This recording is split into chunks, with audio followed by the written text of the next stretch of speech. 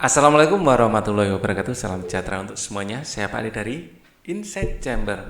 Segmen Aku Cinta Membaca sekarang ya. Wah, ini halaman 159. Untuk pembahasan komplit ada di sini dari mulai tema 1 sampai habis temanya. Ya, link dari playlist ini ya ada di kolom deskripsi. Ya, dengan menggunakan playlist akan bisa melihat tayangannya atau pembelajarannya urut dan runtut. Kita mulai. Aku cinta membaca. Cintailah membaca karena semakin banyak membaca, semakin banyak tempat yang kamu kunjungi. Semakin banyak membaca, semakin sering kamu berpetualang. Semakin beragam bacaanmu, semakin beragam pula pengalaman yang kamu rasakan. Apa yang kamu baca akan membuatmu kaya. Apa yang kamu baca akan mengisi dirimu dengan ilmu, menambah jiwamu dengan pengetahuan dan membuka wawasan cakrawala benakmu seluas-luasnya. Kita akan mulai dari bacaan yang pertama. Wah, ini seorang anak nelpon dokter. Apa judulnya? Kakakku Dokter di Pedalaman, karya dari D.I.Y. Ara. Di sebuah rumah di Semarang, Rara sudah duduk di dekat telepon rumah sejak pulang sekolah. Beberapa kali ia menetap telepon lalu berbisik, "Kak Dilan, kangen Rara kangen." Sayangnya telepon itu kerap tidak berdering. Rara menjadi kesal. Andai Rara punya kakak seperti kakaknya Sena, seorang polisi hebat yang selalu mengantar Sena ke sekolah. "Kak Dilan seorang dokter yang hebat loh," seru Mama. "Dokter hebat harusnya ada di rumah sakit, tidak di hutan seperti Kak Dilan," protes Rara. Kak Dilan malahan tidak punya waktu. Sudah sebulan Kak Dilan tidak menelpon." Mama mengusap rambut panjang Rara. Kak Dilan pasti kangen Rara. Tapi Kak Dilan kan sekarang tinggal di Kabupaten Pegunungan Bintang, Papua, tepatnya di distrik Waime. Itu adalah daerah pedalaman. Tidak ada listrik, sinyal, wartel, dan fasilitas lainnya. Jadi kalau mau telepon kita, Kak Dilan harus pergi ke kota dulu. Tiba-tiba telepon berdering. Rara lekas mengangkat telepon itu. Suara Kak Dilan menyapa. Rara berteriak girang. Kak Dilan harus pulang. Kalau tidak, Rara tidak mau ngomong sama kakak lagi. Rara jangan ngambek dong. Kak Dilan kangen sekali, suara imut Rara. Bujuk Kak Dilan di sambungan telepon. Kakak mau cerita. Hari ini kakak senang sekali. Akhirnya Bonai tersenyum. Siapa Bonai? Tanya Rara penasaran. Bonai itu salah satu pasien kakak. Ya terkena malaria. Syukurlah sekarang ya sudah sembuh. Tempat yang kakak tinggali ini banyak sekali penduduk yang meninggal karena malaria. Soalnya jarak dari sini ke rumah sakit sangat jauh. Jadi mereka telat ditangani, cerita Kak Dilan. Kasihan sekali. Berarti kakak harus jaga kesehatan. Kalau Kak Dilan sakit, nanti siapa yang mengobati mereka? Kakak minta maaf ya, karena kakak tidak ada di samping Rara. Rara merasa bersalah, seharusnya ia mendukung Kak Dilan. Soalnya menjadi dokter di pedalaman adalah tugas yang berat dan sangat mulia. Tidak apa-apa, tidak apa-apa Kak, Rara paham sekarang. Dibandingkan Rara, penduduk di Waime lebih membutuhkan keadilan. Kakak harus ada di samping mereka dan mengobati mereka sampai sembuh. Janji ya sama Rara? Janji, doain kakak ya. Pasti Rara, bangga sekali punya kakak sehebat kakak Dilan. Seluruh Rara semangat. Kalau sudah dewasa nanti Rara mau jadi dokter, menyelamatkan nyawa orang lain dan membuat mereka tersenyum. Kakak juga bangga sama Rara, kata Kak Dilan di ujung telepon sana. Apakah judul bacaan di atas? Judulnya adalah Kakakku Dokter di Pedalaman. Ya, judulnya Kakakku.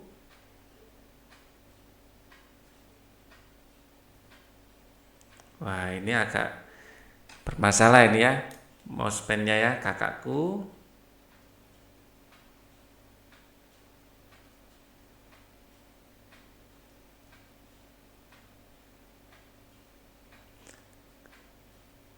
Dokter di Pedalaman.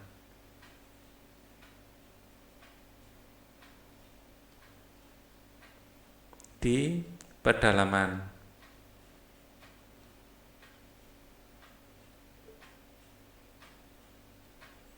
Siapakah tokoh utama cerita di atas? Cerita di atas tokoh utamanya adalah Rara dan Kak Dilan.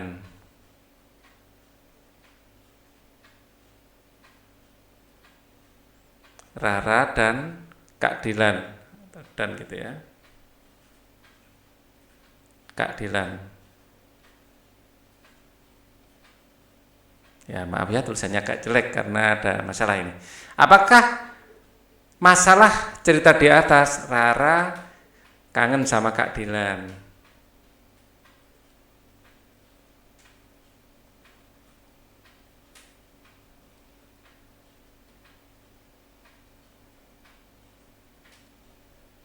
Kak Dilan.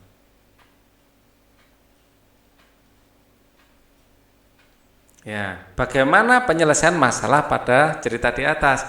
Akhirnya Rara memahami bahwa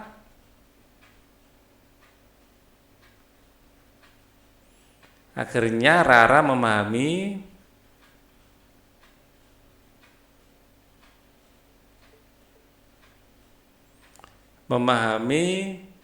eh, ini R-nya besar ya. Akhirnya Rara memahami eh, pekerjaan Kak Dilan. Kak Dilan. Apa pelajaran yang kamu dapatkan dari cerita di atas? Pelajaran yang bisa kita dapatkan adalah berbuat baik terhadap kita harus berbuat baik pada orang lain. Kita harus selalu berbuat baik ya. Berbuat baik pada orang lain.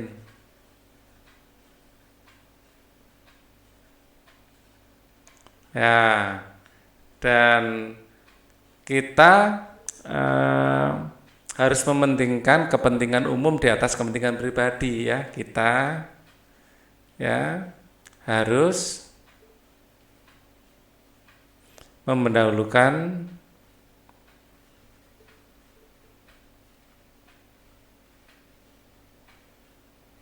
kepentingan umum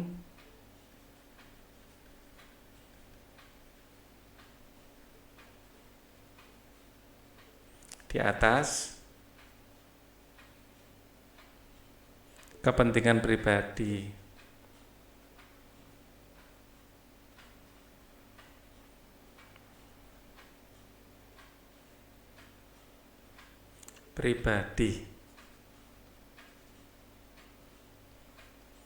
Wah,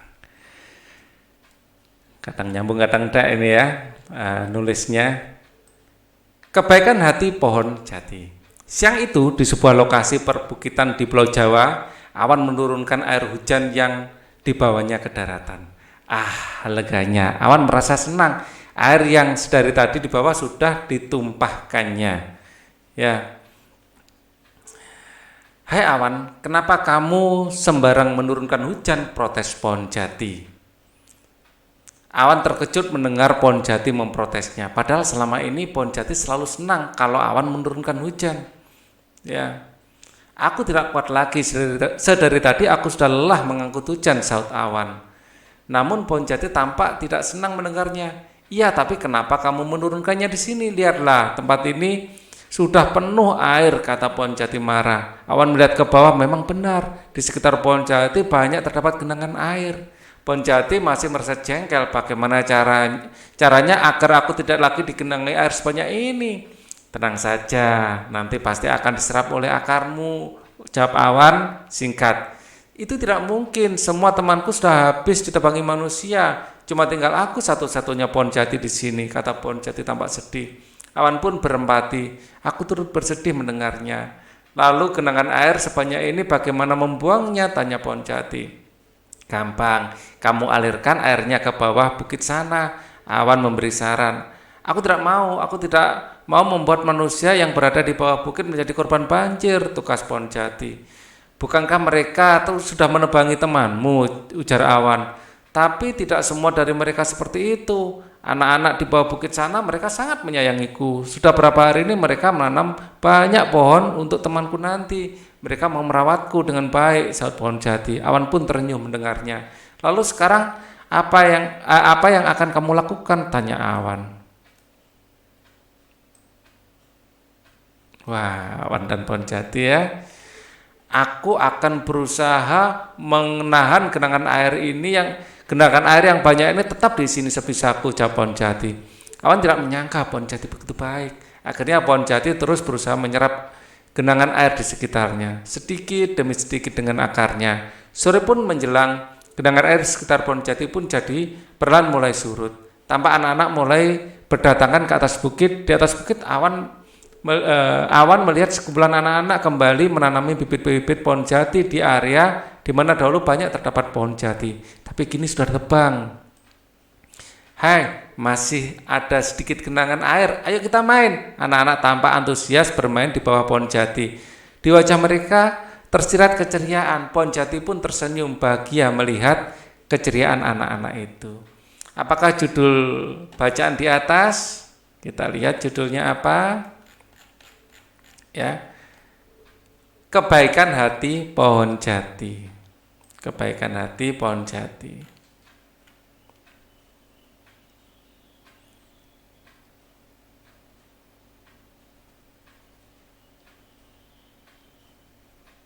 Kebaikan hati pohon jati. Jati. Siapakah tokoh utama cerita di atas pohon jati dan awan?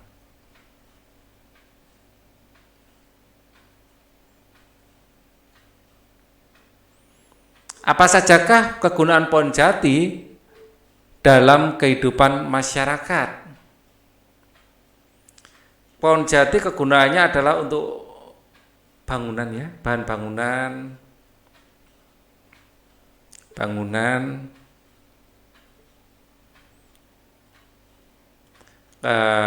untuk bahan perabot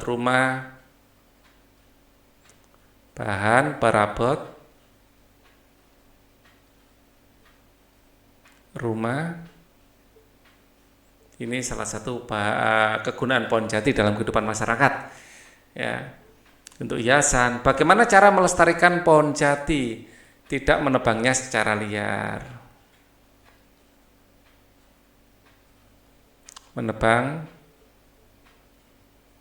ya, secara liar ya, menanam kembali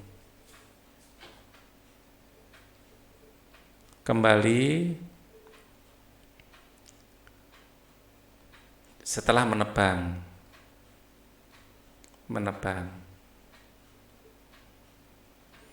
Apa pelajaran yang kamu dapatkan dari cerita di atas? Kebaikan akan dibalas dengan kebaikan. Ya, akan dibalas ya, dengan kebaikan. Kita lanjutkan. Wah, cerita baru lagi nih. Laut kita penuh harta karun.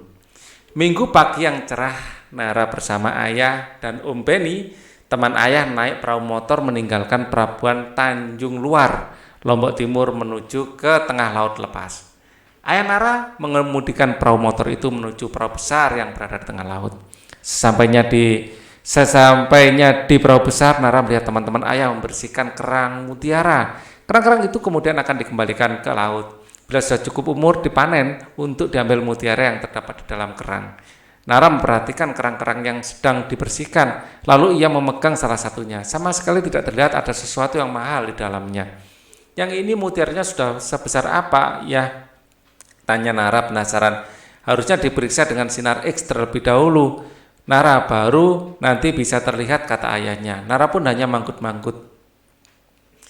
Tidak semua proses mutiara berhasil, Nara. Dengan bantuan sinar X kita bisa tahu kerang yang gagal, kata Om Beni menjelaskan.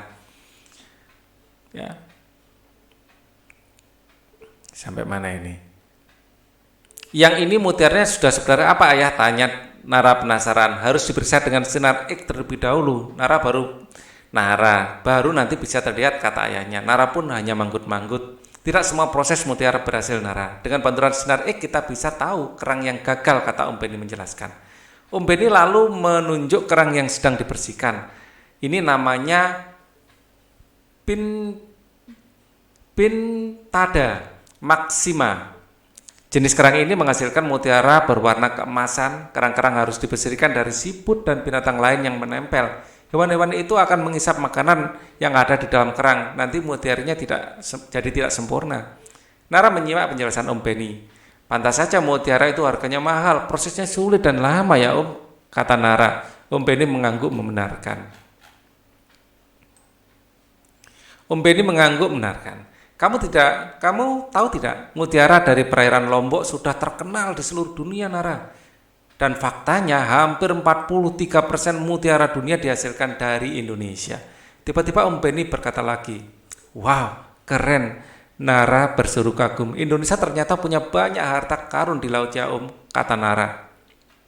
Iya Nara, bangsa kita memang kaya akan hasil laut. Bukan cuma mutiara yang masih banyak kekayaan hasil laut lainnya, Nara. Tapi sayangnya potensi sumber daya kelautan Indonesia yang besar itu sampai sekarang masih belum tergarap secara optimal, Nara. Lanjut Om Beni dengan nada prihatin. Oh begitu ya Om. Nara ikut sedih mendengarnya.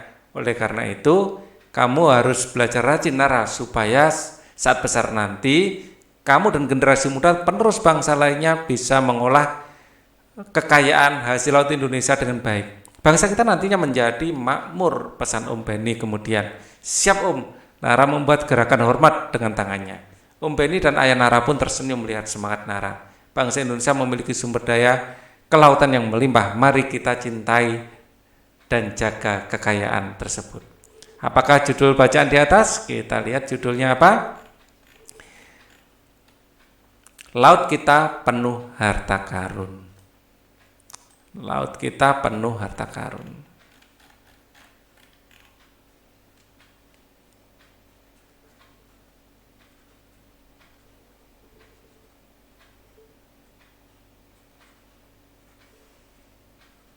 Penuh harta karun.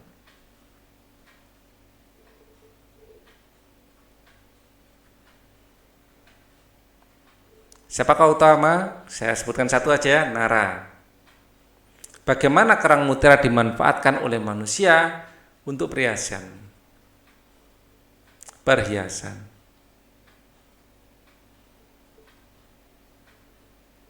Usaha apa saja yang diperlukan untuk melestarikannya? Ya, jadi untuk melestarikannya adalah tidak mengeksploitasi berlebihan.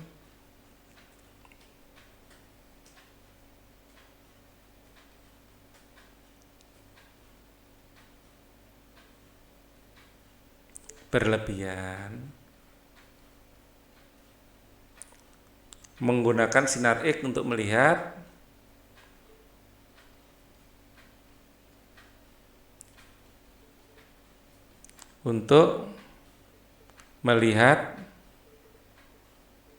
apakah kerangnya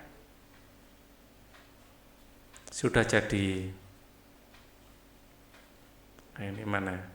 Menggunakan sinar X untuk melihat apakah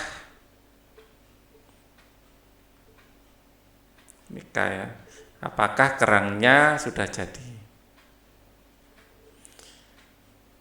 Oke. Jadi tidak kita bongkar dulu sebelum memastikan kerang itu sudah mengandung mutiara. Apa pelajaran yang kamu dapatkan dari cerita di atas? Ya, kerangnya adalah Indonesia memiliki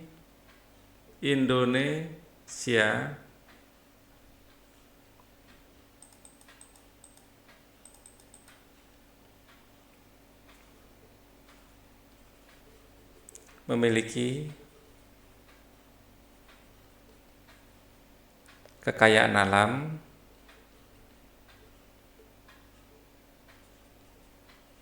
yang luar biasa. Kekayaan alam laut ya, yang luar biasa.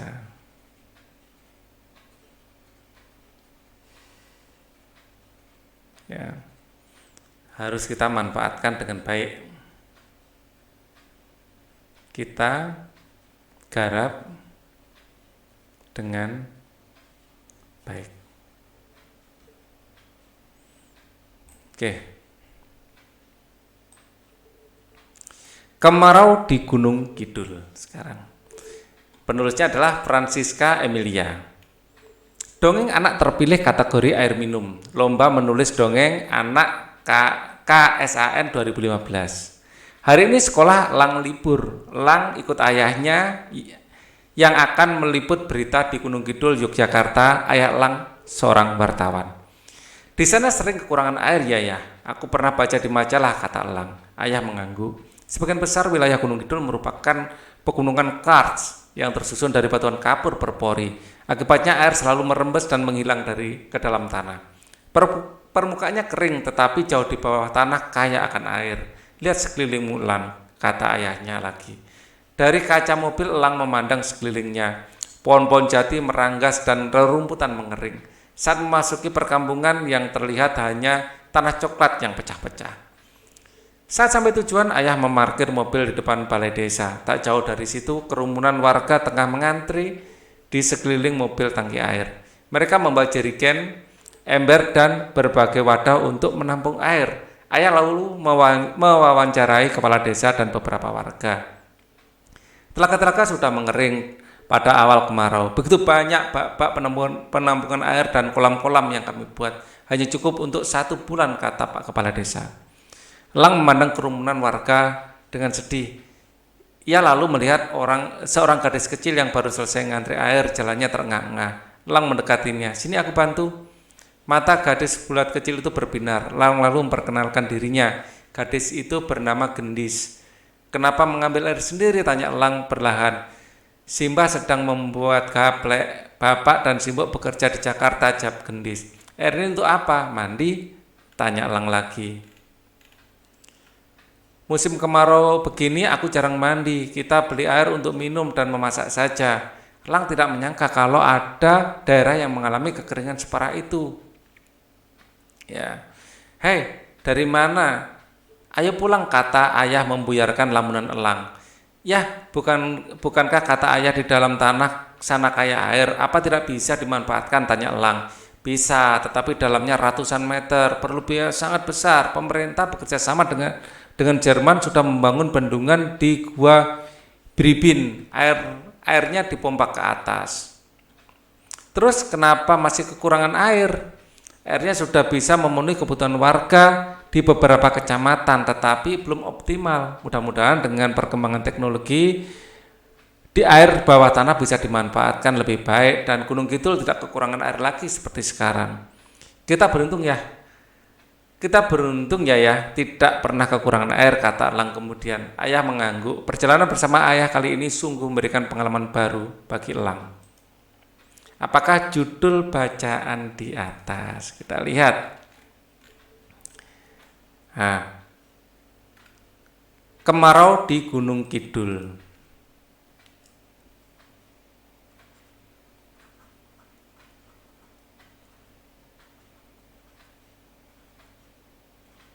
Di Gunung Kidul.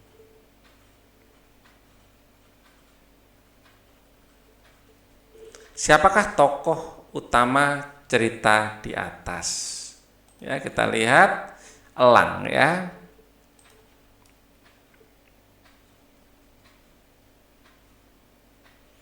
Pernahkah kalian melihat burung elang seperti yang ditokohkan dalam cerita di atas? Tahukah kalian bahwa burung elang adalah binatang yang dilindungi? Ayo kita cari tahu informasi lebih rinci tentang burung elang. Buatlah sebuah clipping bersama temanmu berisi tentang hal-hal berikut. Jenis burung elang yang ada di Indonesia, cara pelestarian burung elang, dan tempat yang dikunjungi untuk melihat penangkaran burung elang. Apa pelajaran yang kamu dapatkan dari cerita di atas? Ya, jelas kita harus bersyukur. Ya, kita harus dengan yang kita miliki. Ya, kita nggak sadar kalau air ya yang mungkin kita nggak sadar akan habis itu ya di tempat lain sangat berharga. Ya kita harus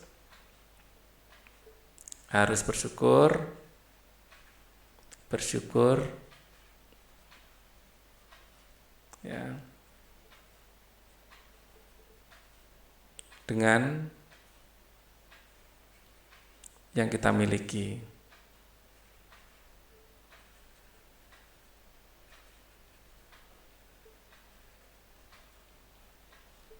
Ya, maaf ya ini pennya agak bermasalah kali ini. Masih ada cerita lagi. Impian Bomu. Hai, namaku Bomu. Aku adalah sebatang bambu di daerah Waikambas, Sumatera. Aku tinggal bersama segerombolan bambu lainnya. Teman kami, angin suka sekali menggoda dan bercanda bersama kami para bambu. Tiba-tiba aku dengar suara amat keras. Itu adalah suara pohon besar di seberang. Sebentar lagi kita akan dibawa ke kota. Ya, itu adalah para pohon besar di seberang. Sebentar lagi kita akan dibawa ke kota, kata pohon kampar.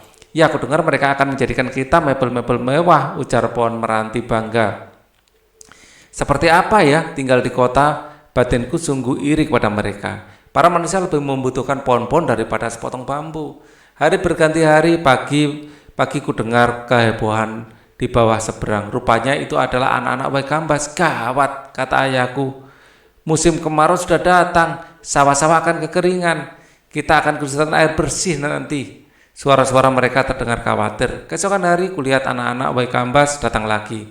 Tapi kini mereka ditemani para orang tua. Dan mereka berjalan ke arah kami para bambu. Ayo, ambil yang bagus bambunya, biar kuat. Orang-orang mulai memotong kami para bambu. Rasanya sungguh geli. Aku sangat bahagia membayangkan apa yang akan terjadi. Kurasa mereka akan membawaku ke kota. Hore! Tubuhku bergoyang-goyang saat orang-orang itu mengusung para bambu ke sebuah sungai besar di ujung desa. Loh, kok ke sini?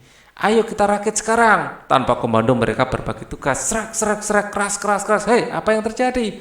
Wow, tubuhku tertali amat kencang bersama teman-temanku. Lihat beberapa bambu lain tampak saling berhubung menjadi pipa-pipa panjang.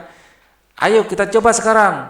Tiba-tiba angin bertiup ke arahku. Perlahan tubuhku berputar. Air pun masuk ke bambu-bambu tubuhku dan teman-temanku. Lalu air itu tumpah ke wadah dan mengalir masuk ke pipa-pipa bambu. Berhasil, hore, airnya masuk.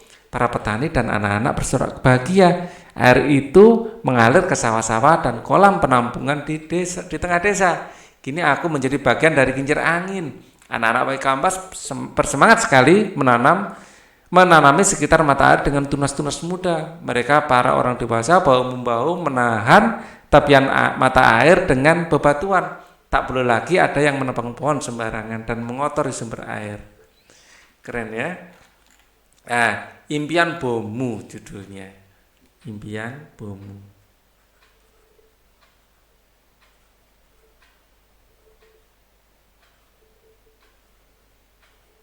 Siapakah tokoh utama di cerita di atas? Tentu saja Bomu ya. Buatlah sebuah puisi yang terdiri paling sedikit 3 bait berdasarkan bacaan tersebut. Ingatlah selalu merhatikan rima setiap baitnya. Bacakan puisimu di depan kelas. Bagaimana menyelesaikan masalah pada cerita di atas? Bagaimana penyelesaian masalah pada cerita di atas? Ya, ternyata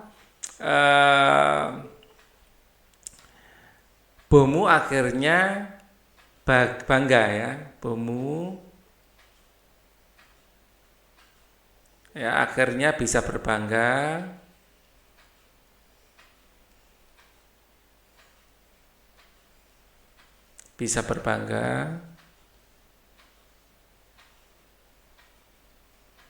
ya karena dimanfaatkan sebagai kincir air.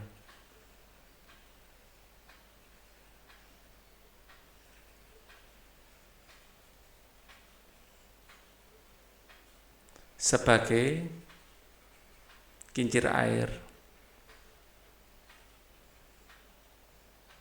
Oke. Apa pelajaran yang kamu dapatkan dari cerita di atas? Semua orang memiliki takdirnya sendiri-sendiri.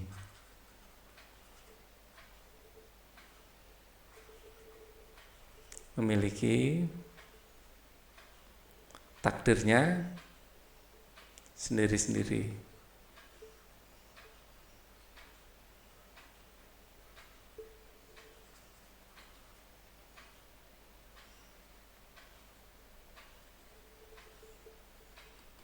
Ya, kita harus mensyukuri yang kita miliki.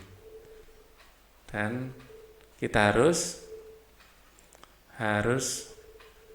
selalu bersyukur.